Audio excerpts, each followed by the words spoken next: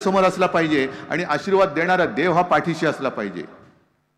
आज हे लोक देव समोर ठेवतायत आणि देश कुठे टाकलाय हे त्यांना सुद्धा कळत नाहीये। नुसतं राम नामाचा जप करताय, आणा ना राम राज्य आणा। मग तुम्ही मणिपूर मध्ये जाऊ शकला नाहीत, पण लक्षद्वीप मध्ये जाऊन पाणबुड तिकडे डुबून आलात, पाण्याखाली जाऊन आलात, द्वारकेत तिकडे पाण्याखाली जाऊन आलात, समुद्राच्या तळाला जाऊ शकता, पण मणिपूर मध्ये जाऊ शकत नाहीत। राम राज्य आणि प्रभू रामचंद्राला देव का मानतो? कारण त्यांनी जसा कारभार केला होता। तुमचा नुसताच भार आहे, कारभार कुठे? हे राम राज्य नाही, आम्हाला नुसतं प्रभू श्री रामचंद्र नाही, आम्ही राम सीता लक्ष्मण हनुमान सगळ्यांचे आम्ही पुजारी आहोत। सगळ्या देश आणि जगातले सगळे करोडो लोक त्यांना रामाची भक्ती करायला सांगण्याची भाजपनी गरज नाहीये। राम राज्य कसं असायला पाहिजे हे मला वाटतं त्यांनी आता जरा देशातली जनता त्यांना घरी बसवेल तेव्हा रामायण त्यांनी परत वाचावं, का रामाची भक्ती आज सुद्धा केली जाते।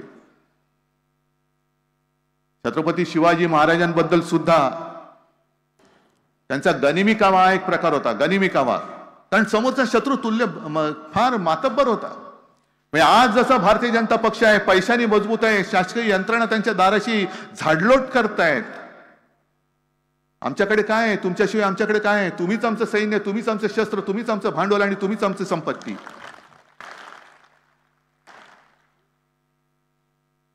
छत्रपती शिवाजी महाराजांनी सुद्धा गनिमी कावाचा तेव्हा अवलंब केला होता, पण संपूर्ण इतिहासामध्ये एक सुद्धा उल्लेख असा नाही की छत्रपती शिवाजी महाराजांनी त्यांच्या मित्राला दगा दिला। एक सुद्धा उदाहरण मिळणार नाही। तुम्ही नावं मोठी मोठी घेतायत, प्रभू रामचंद्राचं घेताय, छत्रपती शिवाजी महाराजांचं घेताय, पण त्यांच्यापैकी काहीतरी एक कण तरी तुमच्यामध्ये आलाय का हा पहिला विचार करा।